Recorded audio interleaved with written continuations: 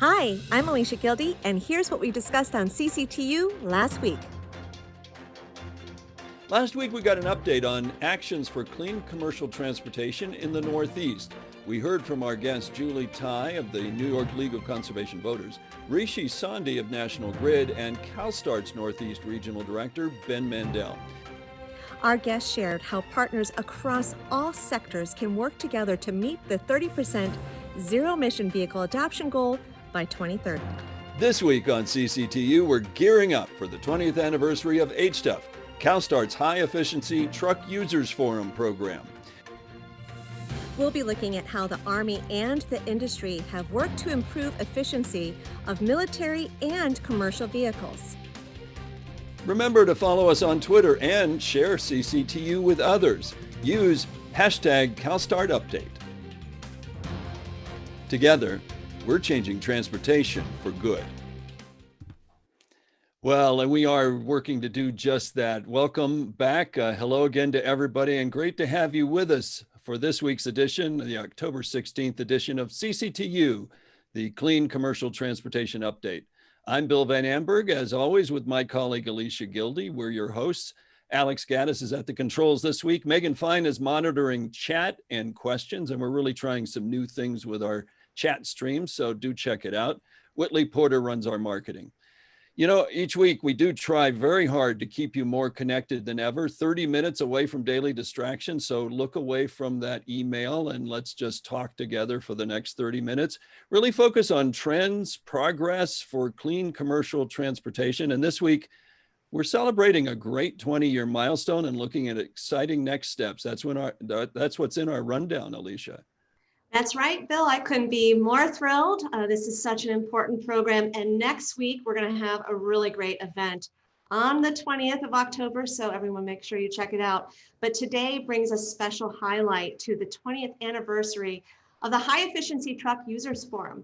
And we're going to bring on Maureen Marshall, CalStart's Midwest Regional Director, to talk about not only the great progress that we've made with HTUF, but where we plan to go. And to talk about possible technologies for compact and tactical electric vehicle electrification. And along with that, Bill, we're going to be bringing in a great partner today. We have Keith Nattrass with General Motors Defense to share what GM is doing to advance vehicle electrification and supporting the military. But Bill, it doesn't end there. We have two other great guests, and I think we have a special little feature as well today. Yeah, we are really excited about this. We're going to be going actually live to Rochester Hills and getting an insider's tour of the Navistar Next eMobility headquarters that they've just opened up there. And we'll be talking with Gary Horvat, who's their VP of eMobility, and Jason Gies, who heads up all of their business development. So really a fun time actually to see their new digs in Rochester Hills. Well, let's start out first with hearing from our attendees today and what they think about this dual use technology and how the Army can benefit. That's right, Bill. Well, Alex, we do have a good poll that we want to share with everyone just to get a sense of what folks think in terms of which industry innovation can the military benefit the most from. So is it battery and export power, electric vehicle powertrains, infrastructure solutions, and then lastly, cybersecurity processes? What say you? Really interesting there. I think they're really looking at electric powertrains, but I got to tell you, cybersecurity is a huge focus for the military right now. Yeah, it is. All right, Alex, what are folks saying? Okay, battery and export power is getting the most popular vote, I would say, followed by electric vehicle powertrains, then followed by cybersecurity processes, and then I would say the last option that came in here, infrastructure solutions. Very good, everyone. Thank you so much for your participation. All right, well, let's get right on to the news of this past week, just the high points that we'd like to run through, and then we'll get into the rest of our webcast today. I have to share this news because we're all really fighting this battle for reasons of saving not only our lungs, but our planet. And we're losing that battle to some extent. New report in, and was just reported in the proceedings of the Royal Society, are that the Great Barrier Reef off of Australia has already lost half of its coral populations. And this is due to bleaching of the coral and the heating of water around the world from climate change. Very frightening. The researchers say it is recoverable, but we really need to start reducing the net amount of carbon that goes up into the atmosphere. In battles to do just that, there is good news. The Department of Energy this week has announced a major new investment strategy for hydrogen and fuel cell trucks. They're going to be investing, they hope, up to $100 million over the next 5 years, not only to bring down the cost of the fuel cell stacks themselves for commercial and heavy duty trucks, but also to be able to invest in lower and lower cost electrolyzers to bring down the cost of green hydrogen for use. In terms of using that, a lot of players are starting to add fuel cells to their vehicle mix. And interesting, out of Europe, Gaussin and Faurecia have partnered on a hydrogen fuel cell off-road trucks used in the logistics industry for cargo movement. This is the first offering from Gaussin that is actually a fuel cell based. They have some battery electrics, and they're looking at how to build a whole portfolio of vehicles that will be zero emissions and zero carbon over time. Pretty exciting announcements out of one of the companies that we know well, Arrival, that is going to build not only their trucks for UPS and the delivery industry, but they've offered this new transit bus that they've developed in Europe, and they're bringing it to North America for manufacture. They're opening a facility that will be in South Carolina, and they will start manufacturing this vehicle, employing 240 workers starting hopefully next year. Allison Transmission has brought in some new offerings into their suite. They brought their knowledge of mechanical systems and transmissions and combined it with a novel e-axle, or an electrified rear axle. Using two-speed controls and other devices in that, they think it's a much more efficient way in some cases to deliver fully electrified power into heavy vehicles. And their first offering has up to 500 kilowatts of power output. That's a lot of power in a vehicle. Fluid Truck has ordered 600 vehicles from Lightning Systems. Very exciting news from them. It'll be in a variety of platforms that they will put into a rental fleet for their customers.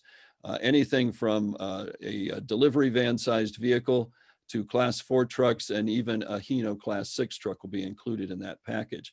And finally, automation and electrification coming together in an interesting test that they're doing in Toronto. They're going to trial automated shuttles. We've heard about some of these systems. This is from Local Motors, their Ollie system, and they're going to be using it to connect people to backbone systems like subways and heavy rail systems, and be able to move people in and out of that and connect to those systems more effectively. So really exciting what we're seeing, and this certainly connects to work that HTUF has done in automated and connected vehicles. Maureen has shared that with us before, but a fitting way to transition to our discussions about HTUF's 20-year anniversary coming up now, Alicia.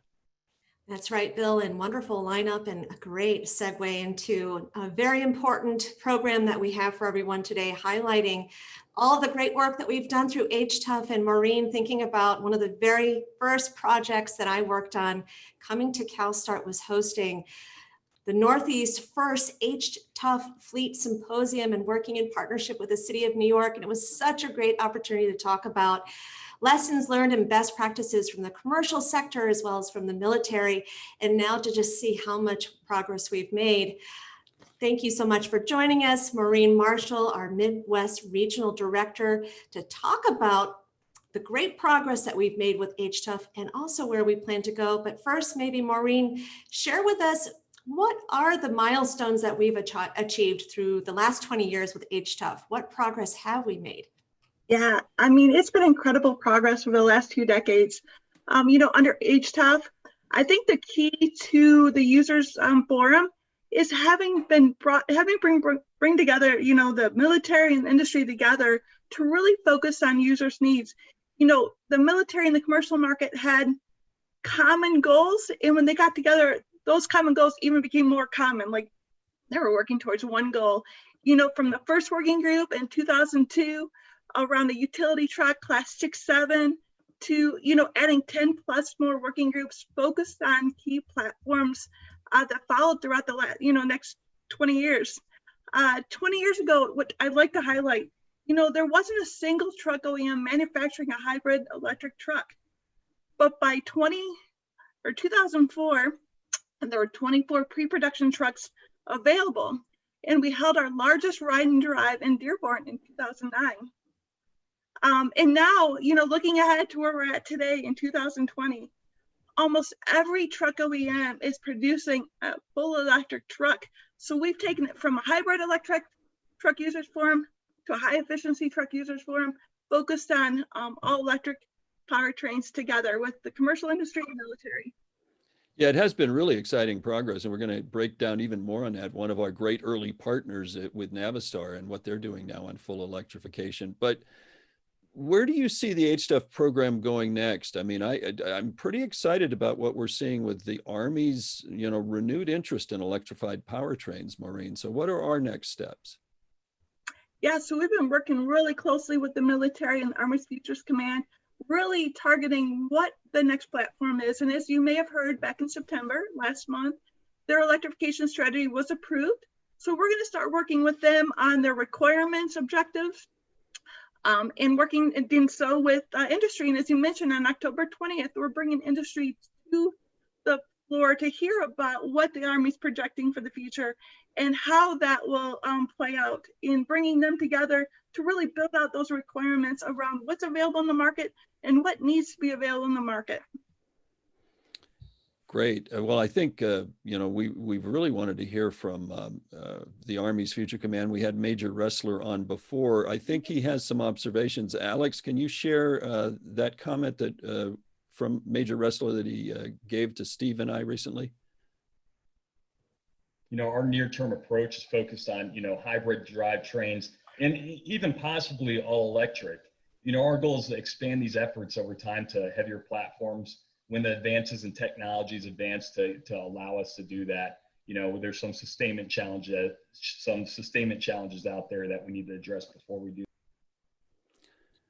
So Maureen, Major Ressler is going to be joining you then at the HTUF anniversary celebration and then this electrification session.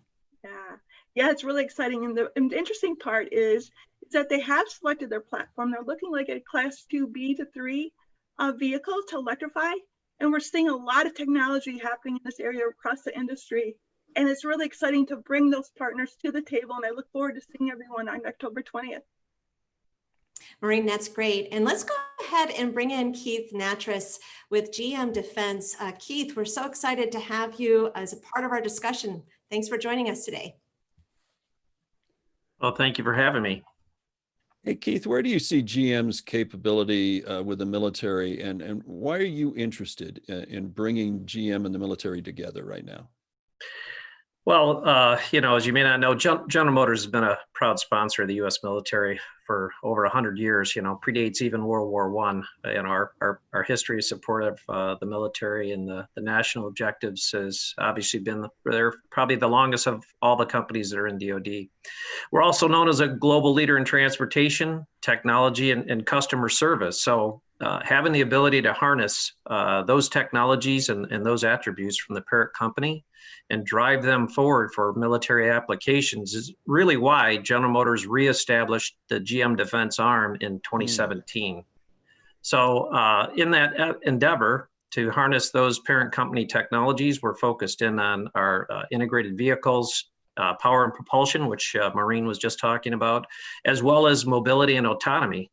So having the capability for us, GM Defense, to leverage those best-in-class capabilities from the parent company, continuous improvement, continuous technology, quality controls, all of those things that the military is always looking for in their applications, they really come as kind of free because of the way the nature of the automotive industry. So with all that power behind us, we've done several different projects, attributes across the various groups of the military.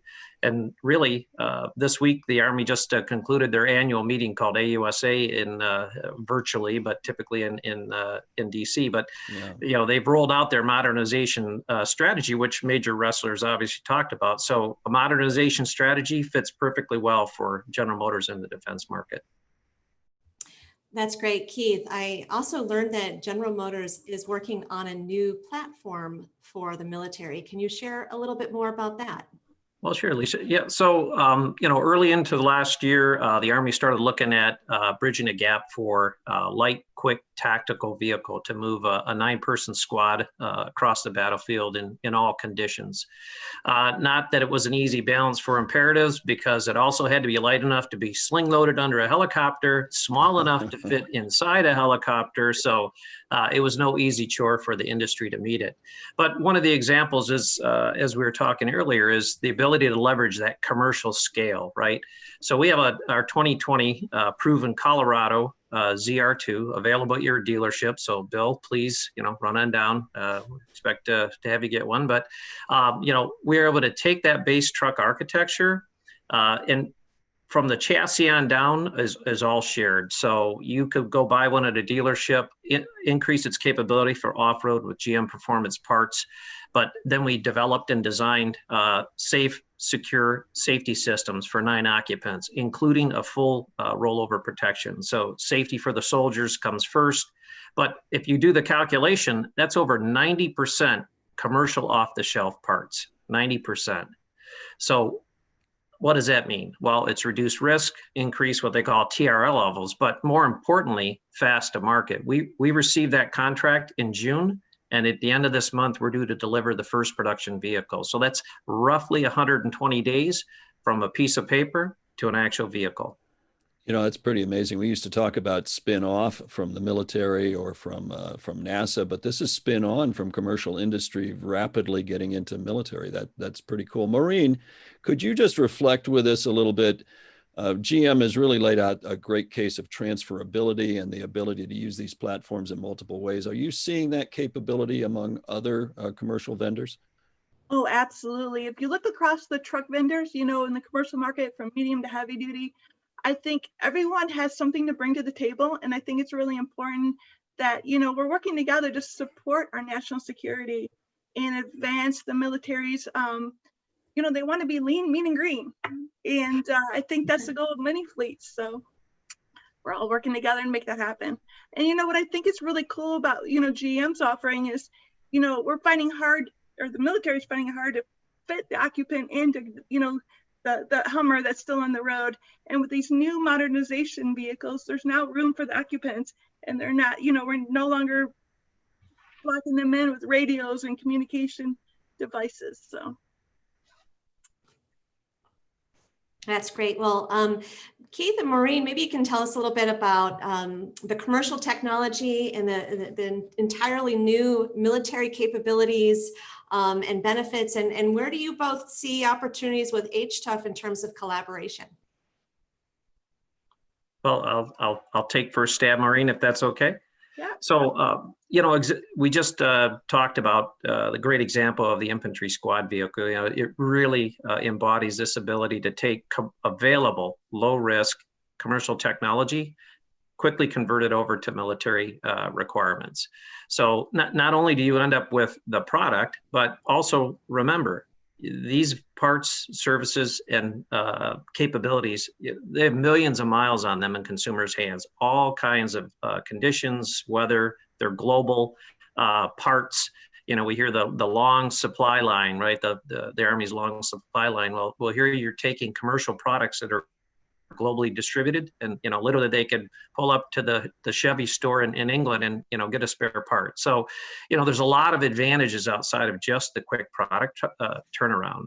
But Maureen was also mentioning kind of this whole power and propulsion, right? I mean, the needs for the Army with a lot of electronics, a lot of sensor arrays, a lot of advanced weaponry is really putting the demand on the electrical carrying capability of the vehicles today.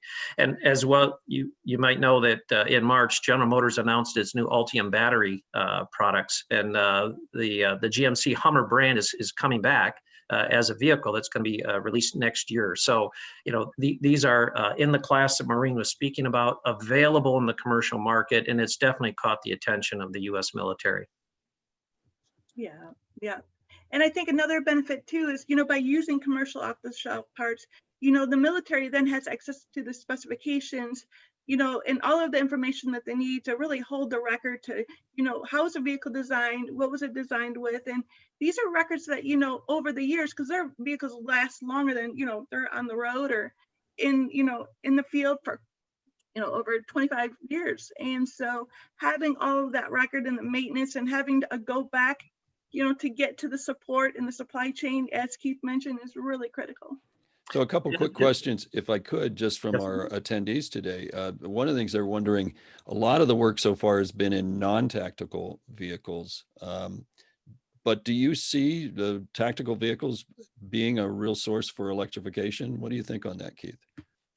Well, I think, you know, Major Wrestler, that's going to be covered off next week's session. But again, right, the warfighters' need for advanced reconnaissance, right? You see all the drone activity. You know, there's a lot of different examples where they are pushing out forward of the warfighter. You know, keeping the warfighters, they are always, you know, in the first 100 yards, right? There was always a human at the front edge. But in all of these cases, the electronic reach of the military for intelligence, you know, the sensor arrays, all of that is really driving a lot of high electrical demand. They want to have the ability to silent drive, right? If you've driven any of the vehicles, you know, they're quite noisy. So an electric vehicle gets you that silent drive automatically. And with onboard capacity, power reserve, you know, they can sit and watch a long time. So from an electrification standpoint, it really makes a whole lot of sense. If your requirements are silent drive, silent watch, you know, they have the ability to increase the power capacity, power density of a vehicle is going to be critical in the future. Yeah. And one thing we saw in the earlier poll is, you know, export power, you know, was really a highlight of what industry can help them with.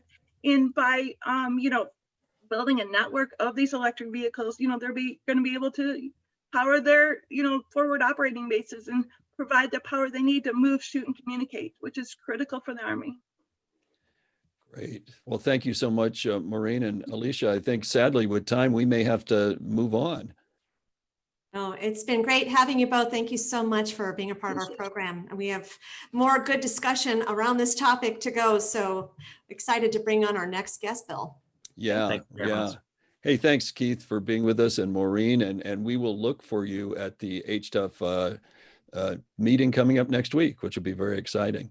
Well, it's also fitting, as Alicia pointed out, that as we celebrate the 20th anniversary of HTUF, we check in on one of the big early partners that the HTUF program had, and that is Navistar. Via our utility working group, Navistar worked with us, and we helped launch 24 of the first hybrid trucks on the road and deployed them with utilities nationwide. It was a very exciting project.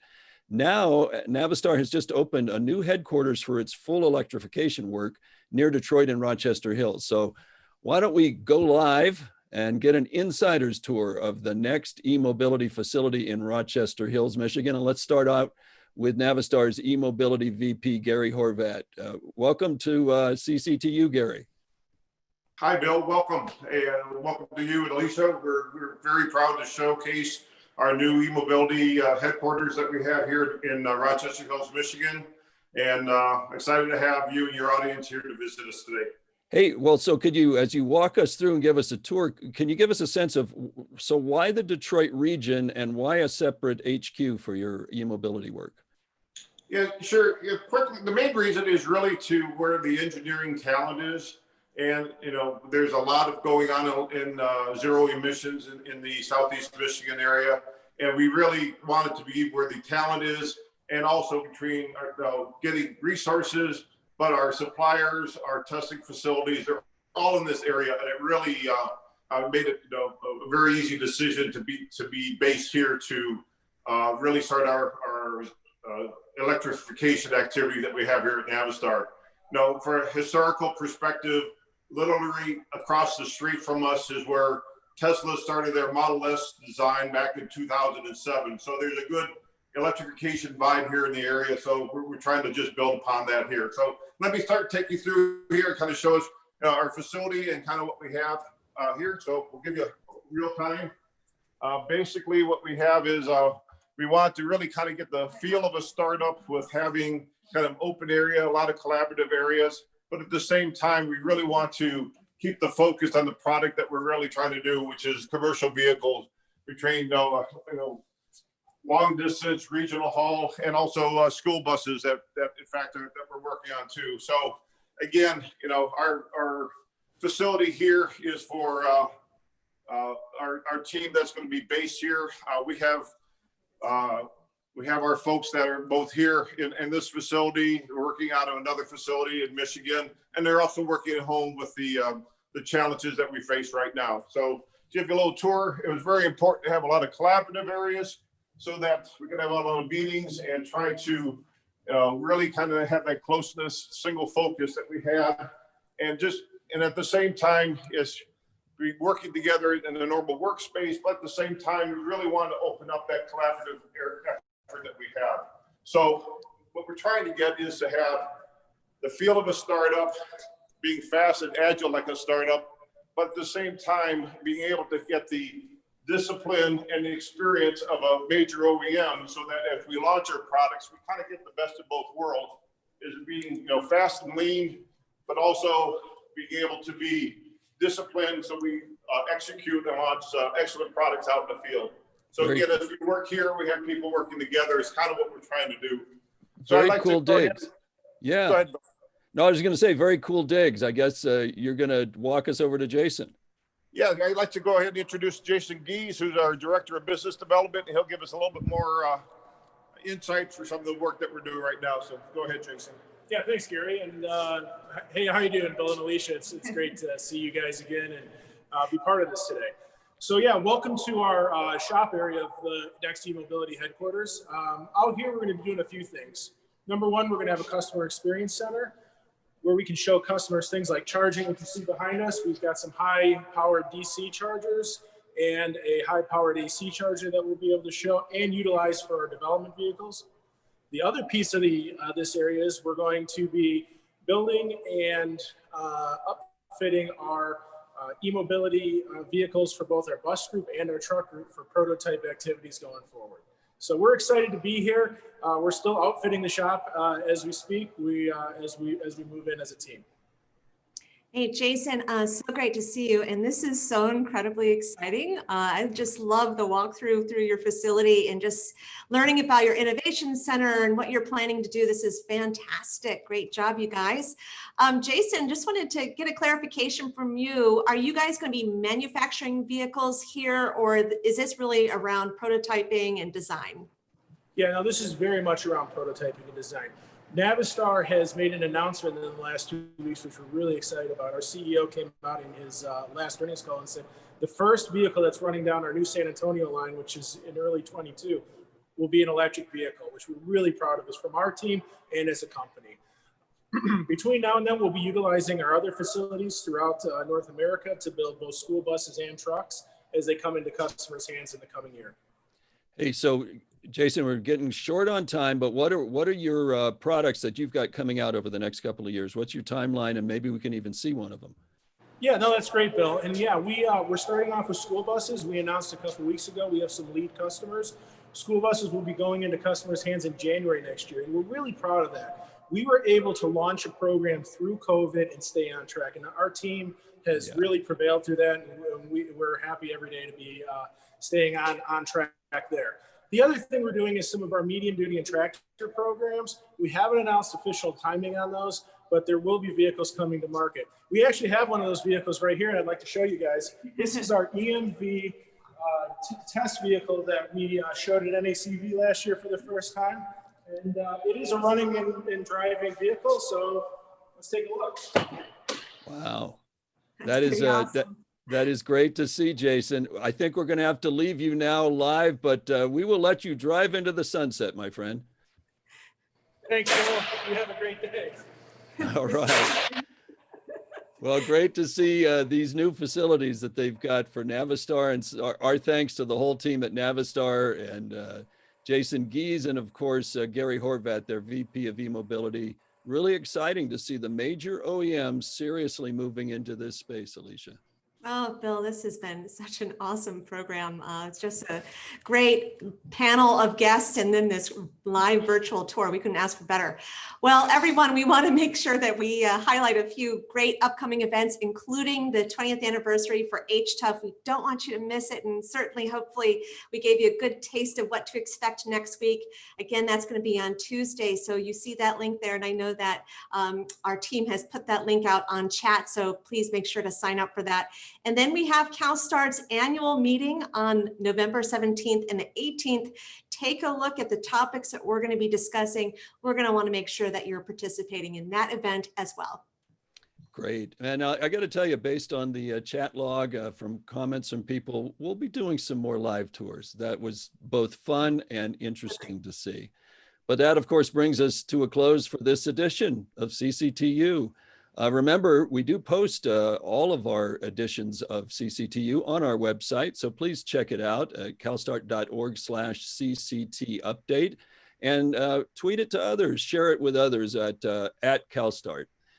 Remember, next week, we've really got a good program that's kicking off there as well. For next week, we'll be checking out the Clean Mobility Options Program, and it's opening its doors next week for full submissions of program solicitations. So we'll have the team join us, give us an update on what communities are looking for, and also get some details on some of the projects that are already starting to work out. As always, we salute you and all of your work to drive clean transportation action. Together, we are changing transportation and changing the world. So thank you very much. For Alicia Gildy and our entire clean transportation team, including our live guests throughout North America, I'm Bill Van Amberg.